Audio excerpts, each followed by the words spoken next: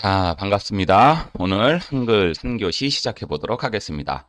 오늘 3교시에서는 한글에서 블럭 잡는 요령과 그런 다음에 글자 모양에 대한 기초 과정까지도 마무리를 지으실 수 있을 것 같습니다. 그러면 본격적으로 한번 시작해 보죠. 우리가 블럭이란 개념을 어떤 컴퓨터에서든지 잘 사용하셔야 된다라는 말씀을 먼저 드려야 될게요. 그럼 우리가 이제 흔히 블럭이라고 부르는 이 개념은 어떤 것인가 한번 알아보죠. 블럭은 한글이든 엑셀이든 파워포인트든 거의 비슷한 의미로 생각하세요. 내가 하고자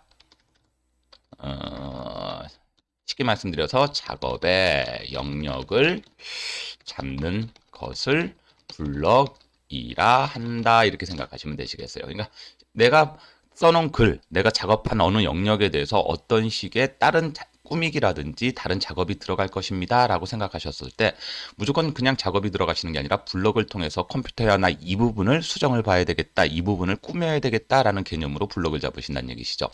블럭을 잡는 방법은 몇 가지가 있으세요. 키보드로 잡는 방법이 있으시고요. 그런 다음에 그냥 마우스로 잡는 방법이 있으시겠죠. 자, 그러면 키보드로 잡는 방법 말고 마우스로 잡는 방법부터 좀 설명을 드리죠. 많이들 사용하실 거세요. 그냥 내가 원하는 곳에서 끌고 당기면 블럭이 됩니다. 이렇게 생각하시면 되시겠죠. 어렵지 않으시죠? 시작 위치에서 끝 위치까지만 잘만 당겨주시면 되세요. 컴퓨터를 처음 배우시는 분들은 마우스에 익숙하지 않으시기 때문에 블럭 잡는 게 조금 어려우실 수 있는데 이거 계속 연습하시다 보면 어렵지 않게 쉽게 사용하실 수가 있습니다. 그리고 끌고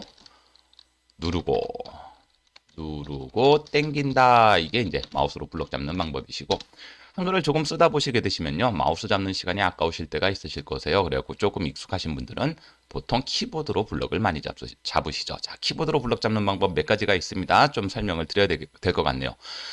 저 같은 경우에서는 블럭 잡을 때 제일 많이 쓰는 게 이 녀석입니다. Shift를 누른 상태에서 Shift 누른 상태에서 방향키를 이용하면 블럭이 조금 쉽게 잡힙니다. 한번 해볼까요?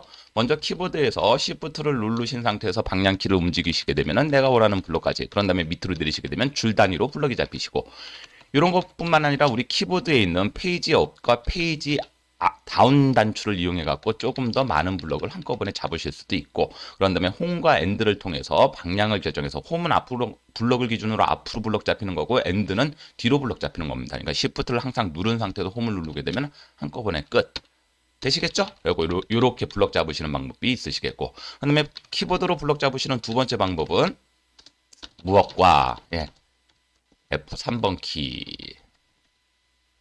키와 한번 3번 누르고 그런 다음에 방향키를 이용합니다. 위에 있는 거랑 똑같은 개념이세요. 그래갖고 Shift를 누르고 있는 것도 귀찮습니다 라고 생각하시는 분들은 그냥 F3번 누르신 상태에서 방향키를 누르시게 되면 Shift를 누르고 있는 상태가 유지되면서 이런 식으로 블럭을 잡을 수 있다라고 생각하시면 되시겠어요. 근데 이제 F3번보다는 저 같은 경우는 Shift를 많이 이용한다라고 말씀을 드려야 되겠네요. 그리고 난 상태에서 조금 더 독특한 방법입니다. 어떤 방법이다? 다음과 같은 거죠. 일정 그다음에 과목 그런 다음에 장소 이런 식으로 자료가 있었다 치게 되면은 한글에서는 이걸 부분 블럭이라고 얘기를 할 수가 있겠네요. 일반적으로 한글 같은 프로그램에서 블럭을 잡게 되면 무조건 줄 단위 블럭이 잡히는 게 원칙이세요. Shift를 누르든 마우스로 당기든 줄 단위 블럭이 잡히는 게 원칙이신데, 예를 들어서 제가 이렇게 한번 해볼까요? F4번을 누르고 옆으로 가서 밑으로 내리게 되면 보시는 것처럼 줄 단위 블럭이 아니라 내가 원하는 부분만 블럭 잡으실 수 있다라고. 이거는 조금 독특한 방법이니까 외워두시거나 아니면 연습을 통해서 기억하시는 게 좋으실 겁니다. 그리고 한글에서 특수 블럭이라고 하긴 좀 그렇지만 내가 필요한 부분만 줄 단위가 아니면서 블럭 잡으실 때는 이렇게 F4번 키와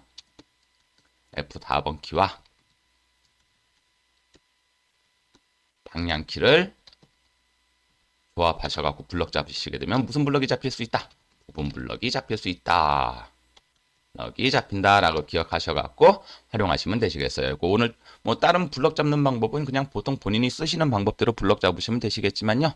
한글 들으시는 분들 요거 하나는 조금 기억해 두셔갖고 나중에 혹시 필요한 블럭을 조금 더 쉽고 편하게 블럭 잡으실 수 있으시면 좋겠습니다라는 말씀을 드리도록 할게요.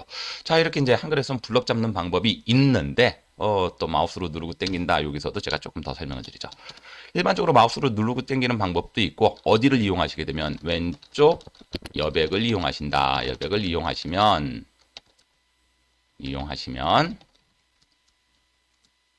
클릭은 한 줄,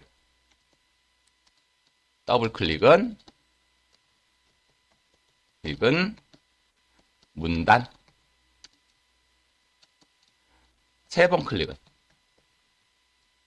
문서 전체 이렇게도 블럭에 응용하시게 되시면 웬만한 블럭 다 잡아내실 수 있다 이 말씀을 드리는 거죠.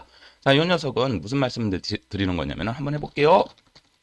마우스로 익숙하신 분들은 이것도 한번 기억해 주시면 좋습니다. 자, 이런 식의 글이 있었다 치게 되면 제가 왼쪽 여백을 이용한다고 그랬죠. 마우스를 어느 쪽으로 빼십시오? 왼쪽으로 빼십시오. 왼쪽으로 빼신 다음에 한 번 누르시게 되면 한 줄 블럭 잡히는 거 느껴지실 겁니다. 다시 한 번. 이렇게 왼쪽 여백을 이용하시게 되면 한 줄. 이 상태에서 제가 여기다 갖다 놓고 그냥 단순하게 더블 클릭합니다. 그럼 보시는 것처럼 여기서 여기까지의 문단이 블럭 잡히는 걸 확인하실 수가 있으실 거고요. 그냥 여기서 세 번을 연속으로 누르세요. 한 번, 두 번, 세 번 이렇게 하게 되면 보시는 것처럼 문서가 10페이지든 100페이지든 일단 글자 부분은 다 블럭이 잡히실 겁니다. 라고 생각하시면 좋습니다. 그리고 요런 방법 키보드로 이용하셨을 때 요거 조금 기억해 주시고 일반적으로 마우스 누르고 당기는 거 방법 말고 이 왼쪽 여백을 사용하셨을 때 클릭 더블 클릭, 세 번 클릭을 통해서 문서 전체까지도 블럭 잡으실 수 있다라는 방법 기억하시게 되면은 한글에서는 웬만한 블럭 다 잡아내실 수가 있으실 거예요. 나중에 표 파트로 넘어가시게 되면 표 파트 블럭 잡는 방법은 또 다른 방법이 존재하기 때문에 그때 설명을 드리고 우리가 일반적으로 블럭 잡는 거는 이렇게 생각하시면 되시겠다라고 기억하시면 되시겠네요. 자, 그럼 이제 우리가 이제 블럭을 잡았다. 컴퓨터에서 블럭은 작업의 영역을 알려주는 기능이다라는 거. 그리고 내가 어떤 작업을 하기 전에 내가 필요한 영역을 블럭 잡는다 이렇게 생각하시면 되시겠는데 그럼 블럭을 잡고 난 다음에 할 수 있는 작업이 뭐가 있을까요? 가장 많이 쓰이는 기초적인 글자 꾸미기 하기 전에 요거부터 알고 넘어가세요. 뭐 많은 분들 쓰시고 계실 겁니다. 블럭 후 작업의 종류 이렇게 한번 설명을 드려볼게요. 먼저 이동과 복사. 그렇죠? 예를 들면 이렇게 블럭을 잡은 상태에서 나 여기다가 글을 써놨는데 나중에 읽어보니까 이게 여기 있으면 안 되겠네. 조금 밑에 있으면 좋겠네. 어떻게 하시면 될까요? 마우스 오른쪽 오려두기. 그렇죠? 이건 지금 이동 보여드리는 겁니다. 내가 원하는 곳에 가서 마우스 오른쪽 붙여넣기, 붙이기 누르게 되면 보시는 것처럼 이동이 되고 내가 글을 쓰다 보니까 요게 한 번 더 필요해요. 이 글을 한 번 더 써야 될 것 같아요. 그러면 마우스 오른쪽 복사하기. 내가 원하는 곳에 가서 마우스 오른쪽 붙이기 하게 되면 여기도 하나가 생기고 여기도 하나가 생기게 됩니다. 그리고 우리가 일반적으로 쓰는 이동과 복사 역시도 블럭과 같이 조합해서 사용하시면 됩니다. 단축키 좋아하시는 분들은 이동을 뭘로 기억하고 계십니까? 예, 얘는 컨트롤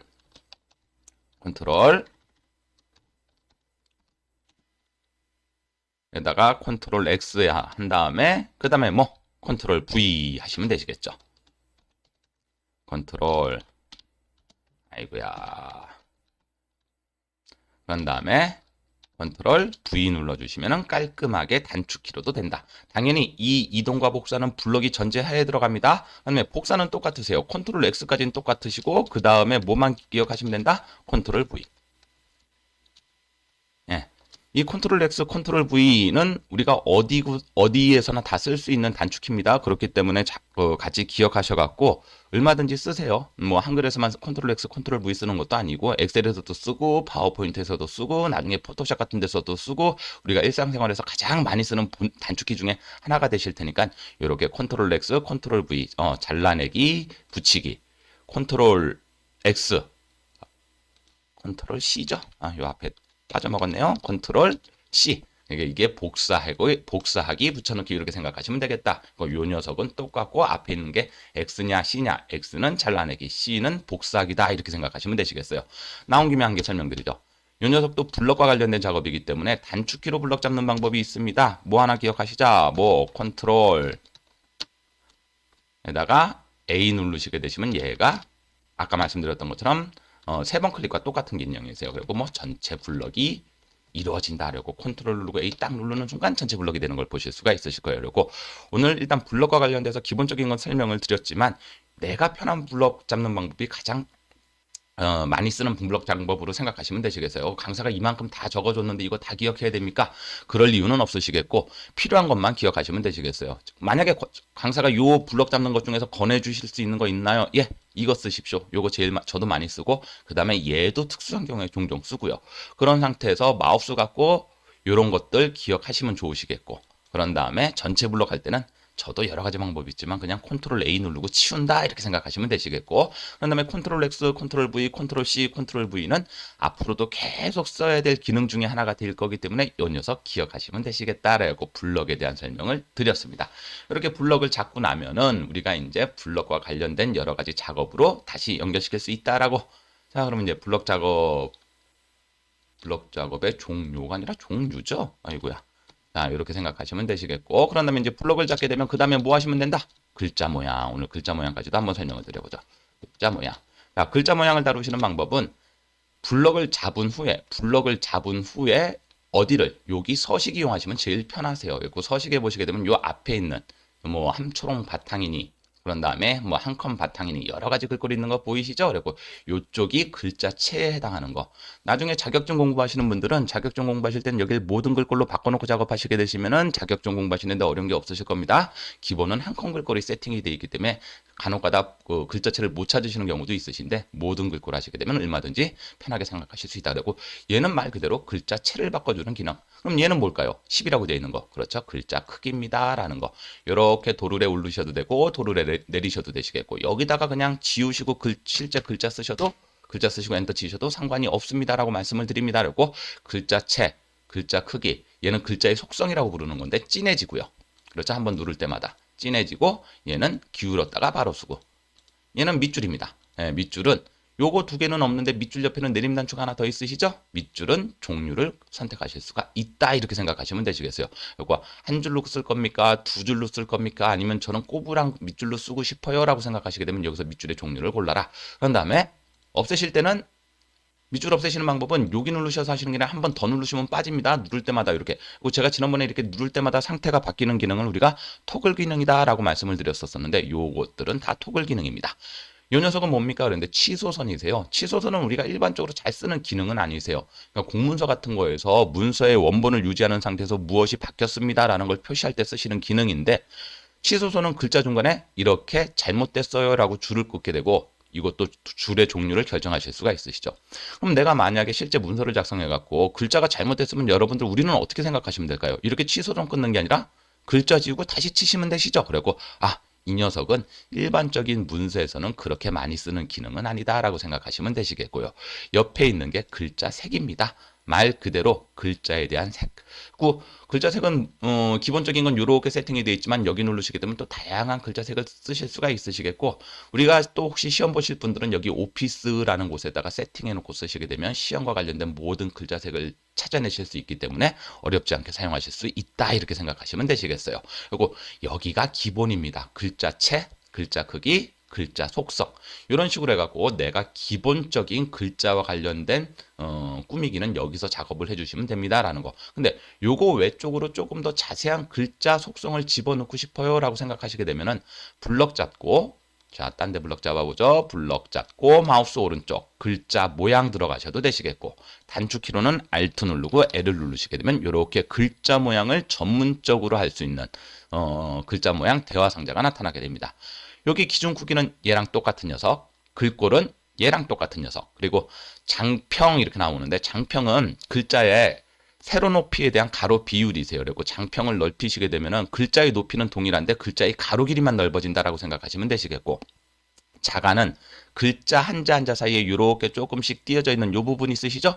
요 부분을 어디까지 주실 것이냐라고 생각하시는데 잘 쓰지는 않습니다. 잘 쓰지는 않는데 시험에서는 간혹가다 물어보기 때문에 기억을 하셔야 되는 기능이고 만약에 이렇게 자강 같은 경우에서는 내가 띄어쓰기보다는 조금 더 띄어쓰기만큼은 아니지만 띄어쓰기보다는 좀 작아지지만 글자의 사이를 조금 띄우고 싶다 할 땐 종종 쓰시니까 기억해 주시면 좋으시겠고요. 그런 다음에 아까 말씀드렸던 것처럼 진하게 기울임, 밑줄, 치소선까지는 똑같죠? 그런 다음에 보시게 되셨을 때 모두 있다.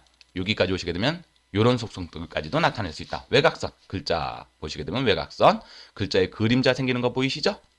그림자. 그런 다음에 이 녀석은 양각, 글자를 고문판에다가 판 것 같은 느낌을 주실 수가 있다. 그러니까 글자에 입체감을 준다 이렇게 생각하시면 편하실 거고, 요거는 양각 올라오는 글자죠. 얘는 음각 밑으로 꺼진 글자, 내려간 글자가 되시는 거세요. 요것도 혹시나 내가 글자를 조금 더 남들보다 새로운 속성을 부여하고 싶다면 여기까지 오셔야지만 사용하실 수 있다라는 말씀을 드리는 거죠. 그리고 난 상태에서 요 녀석은 뭡니까 그러시는데, 요 녀석은 위첨자, 요 녀석은 아래첨자. 자, 위첨자, 아래첨자 예를 한번 들어보죠. 우리가 흔히 소고기 사시면 이런 거 보신 적 있으시죠? A 플러스 플러스 이렇게 A 플러스 플러스인데, 이렇게도 쓰시면 좋지만 이 A 플러스 플러스 같은 게 위로 올라갈 때도 있지 않습니까? 그럴 때는 사용하시는 게 아까 글자 모양 가셔갖고 위첨자 이렇게 들어가시게 되면 A 플러스 플러스가 이렇게 만들어집니다. 그런 다음에 우리가 화학식 같은 거 쓰실 때 뭐 H2O, H2 이거 자 H2O를 쓰실 때 요 2가 밑으로 떨어지시는 게 맞잖아요. 그렇죠? 그렇게 되게 되면 또다시 글자 모양 가셔갖고 아래 첨자 이렇게 누르시게 되면 이런 식으로 조금 더 독특한 글자도 만드실 수 있다라는 거 기억하시면 되시겠어요. 다 꾸미기 영역에 해당하는 겁니다. 그리고 첨자라고 부르는 그 개념은 원래 이제 그 한글 교재 같은 데 보시게 되시면은 원래 글자 크기의 4분의 1 크기의 글자를 첨자라 한다 이렇게 돼 있으세요. 맞죠? 그리고 4분의 1 글자 크기인데 그게 위로 붙으니까 위첨자가 되고 아래 붙으면 아래 첨자가 됩니다. 그리고 요런 글자 모양을 꾸미실 때도 글자 모양 대화 상자까지 올라가시면 됩니다라는 것까지 기억해 주시면 되시겠네요.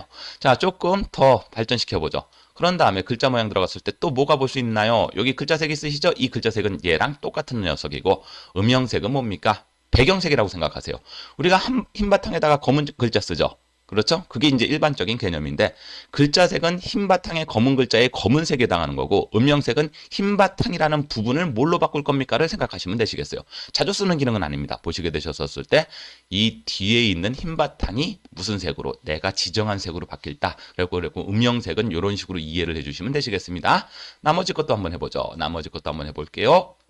글자 모양 들어가셨었을 때, 그럼 기본은 다 이해가 됐어요. 그럼 확장 한번 가보실까요? 확장에서는 뭐까지 쓰실 수 있습니까? 강조점 같은 것들, 뭐 ITQ 시험에는 종종이 아니라 매번 나오죠. 이렇게 글자 위에 이렇게 점 박히는 거 보이십니까? 자, 좀 크게 보여드려 볼게요. 네.